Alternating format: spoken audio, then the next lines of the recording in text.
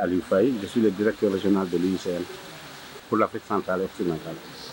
L'objet de notre présence ici à Lomé, au Togo, est de participer à la 3e session du comité de pilotage du projet de gestion des forêts de mangrove du Sénégal au Bénin.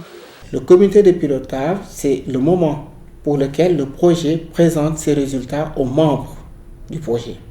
Chers participants, je voudrais exprimer au nom de l'UICN nos sincères remerciements d'abord à la République du Togo qui a bien voulu nous accueillir ici, exprimer nos sincères remerciements à la délégation de l'Union européenne qui apporte le soutien financier nécessaire à la mise en œuvre du projet. Ce comité de pilotage se réunit pour la troisième fois avec une spécificité. Ayant appris des leçons passées, nous avons compris que pour que le comité de pilotage joue pleinement son rôle en matière d'orientation, en matière d'approbation, guidance et en matière de contrôle de la conformité des activités du projet avec les stratégies régionales, mais également avec les priorités nationales. Compte tenu de tout cela, nous avons pensé qu'il était bon d'impliquer les pays dans le comité de pilotage. Je suis tout à fait donc honoré de participer être physiquement avec vous, mais des contraintes administratives de dernière heure n'ont pas permis le déplacement sur Lomé, mais qu'à cela à faire avec la technologie encore sur les travaux de infrastructure.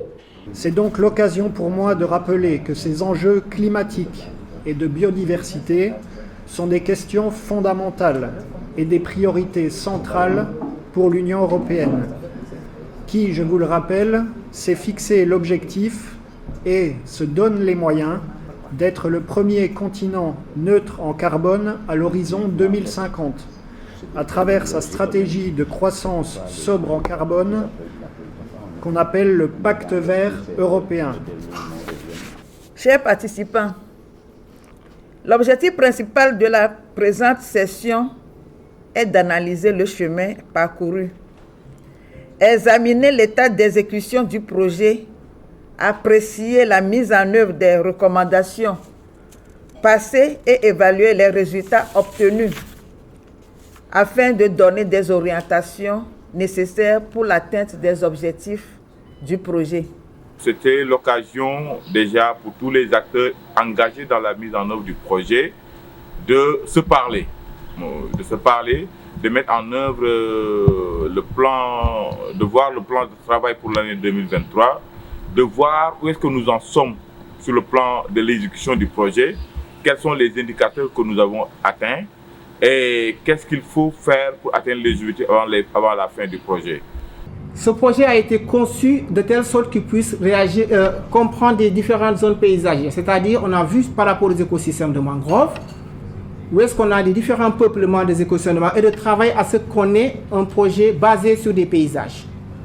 Ce projet est articulé autour de 3 résultats que sont les activités socio-économiques et sectorielles dans ces paysages sont coordonnées de façon intégrée.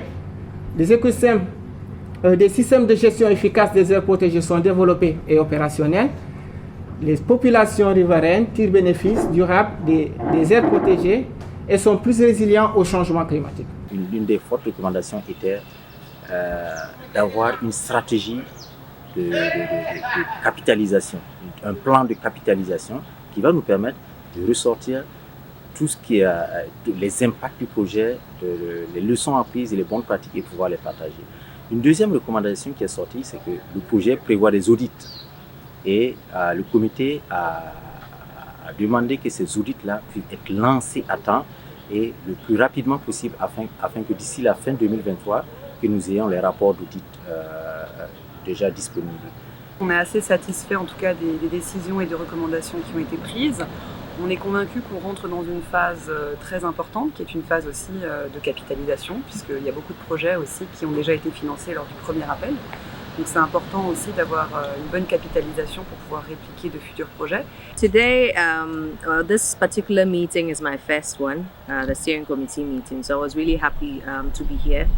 And I think that we have a rich stock of professionals who are really supporting with their experience in steering the affairs of this project. C'est toujours bien de faire des activités, mais il ne faudrait pas que tout ce que nous avons appris durant la mise en œuvre du projet tombe dans l'oubli. Il faudra maintenant travailler sur la capitalisation, non seulement pour une éventuelle